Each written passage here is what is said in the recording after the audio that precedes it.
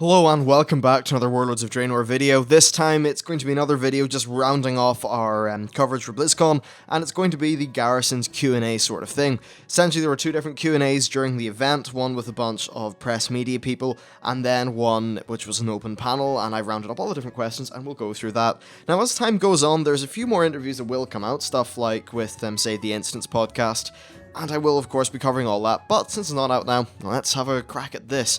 So, Garrisons. Now, the first Q&A thing is they said that putting Garrisons in a mobile app would be cool, but it isn't planned now. Honestly, I think that some of the in-game systems, like, hell, even the farming, though I'm not really too into the farming myself, but like that, the pet battles, the Garrisons, in a mobile app, that would just be, like, constant. It would be like crack cocaine, wouldn't it? It would just constant things and stuff to do all the time. It would be, well, I suppose nearly a cookie clicker style thing, but goddamn, it would really be quite the addicting thing. Honestly, I think it would be wildly successful if it was like a sort of free thing that still required you to have your World of Warcraft subscription. That said, I don't really think it's the highest priority. It's something that, as they said, would be cool, but I'm glad that isn't planned now, because at the end of the day, we want all the resources going towards the actual expansion. Now in the future, the way this would work with an actual development cycle is that once the Garrison system is finished, they can delegate off this whole mobile app to a separate team that isn't the main World of Warcraft team, as long as all the different classes and stuff from the code for their Garrison system is working, and they can just plug it into a kind of mobile interface. But right now, that isn't going to happen. So the next thing they said is that there is no way to invite other players to your Garrison while you're offline. Now, they did say you can invite as many people as you want when you're online, but when you're offline, nope. So this is interesting, and I suppose it gives us a little bit of clarity on how the phasing works. So it seems like if you're partied with someone, you still, maybe you'll phase out and not see each other if you go into the Garrison, but perhaps one of them right-clicks and invites to Garrison, or perhaps just you go to the party leader's Garrison if you're in a Garrison. Or maybe there's a bespoke invite system. At the end of the day, I think Garrisons, it's not really the sort of thing where you'll really initially want to visit other people's. Not that you don't want to, just there won't be much reason to. Now, as time goes on, I think it would be really cool if they had reasons why you would visit someone else's Garrison. I actually think that a fantastic way, a fantastic model, and this may sound odd to a few of you, but RuneScape. Now, RuneScape does, for its time, and when it did do player housing, it did it excellently. You could have all these different rooms. One of the big high-end gold sinks was that you would make a dungeon in your house, and you could spend a lot of money to populate this dungeon with traps and monsters and things. There was a boxing ring where you could box people, and just little fun things like that you could stick into your Garrison would be quite cool. Of course, I'd more opt for the less silly things, so no boxing rings, but if you could have a collection of pets and things, or maybe a collection of creatures that you tamed in the wild that can be in a stable or something.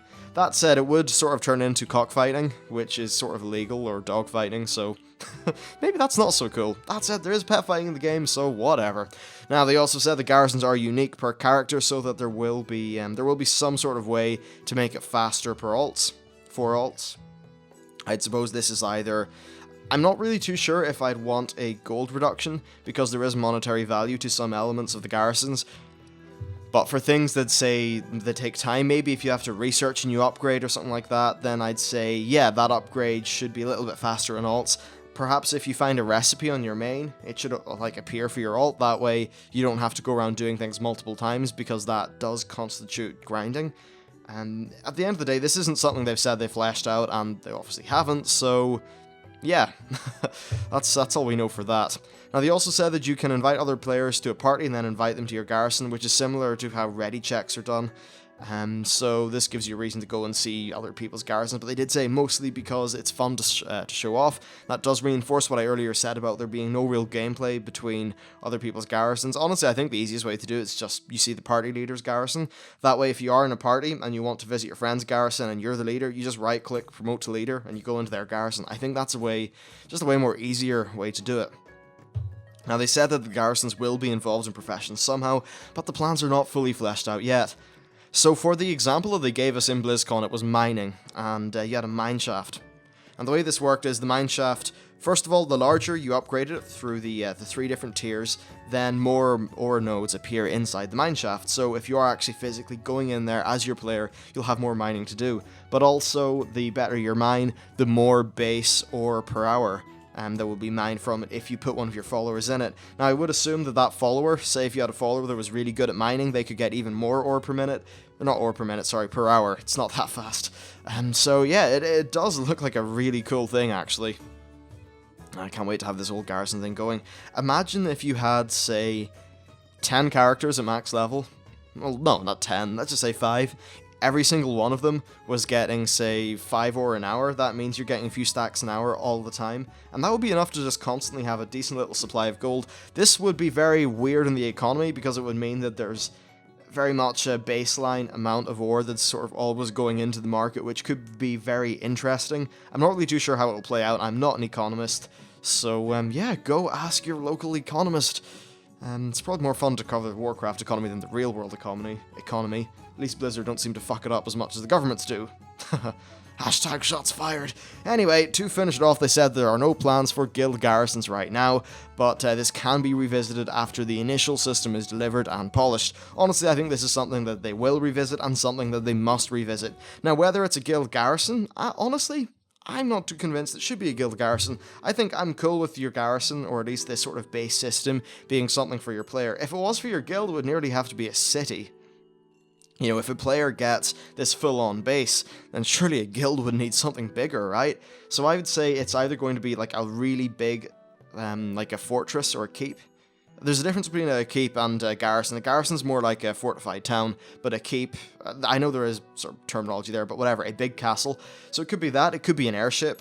Now, I know Dungeons & Dragons Online has done airships, so I suppose they're maybe a little bit limited. Maybe it could be like a boat, or maybe it could be just like something different, I suppose, from just physical bricks and mortar for guilds. I think that would be really cool if they could have some nice benefits. So if your guild, I don't know, if you're going in a guild raid, instead of having to go to like the raid portal, you could just hop in your well, you'd still, okay, here's the example. Say your guild airship or thingy-majigger is like merged somewhere and you want to do a raid, so your entire guild just teleports to your vehicle or whatever, like your big fortressy thing, and then that will fly you over to the raid dungeon. I think that would be really cool. Perhaps it's like a big castle that has a zeppelin thingy on, and you have your guild zeppelin as well as your guild fortress. I think they could just build on tons and tons of really cool gameplay that just make guilds feel cooler. I suppose guilds don't have a physical embodiment other than their players and their crest. If your guild can actually be represented by a big-ass motherfucking fortress that has a big-ass motherfucking zeppelin on it, then it would be cool. And also, I'd say that there should be extreme gold sinks for this. Extreme. So the entire guild has to chip in, but you can get some really unique things that will actually differentiate your guild. I'd say things even so rare that only 1 or 2 guilds on the server would be able to put them together. I think that would be really compelling. But anyway, that's enough talk about garrisons, covering the Q&As. I know we went on to a bit more of a discussion towards the end, but that's always good. Thank you very much for watching, and I'll see you next time.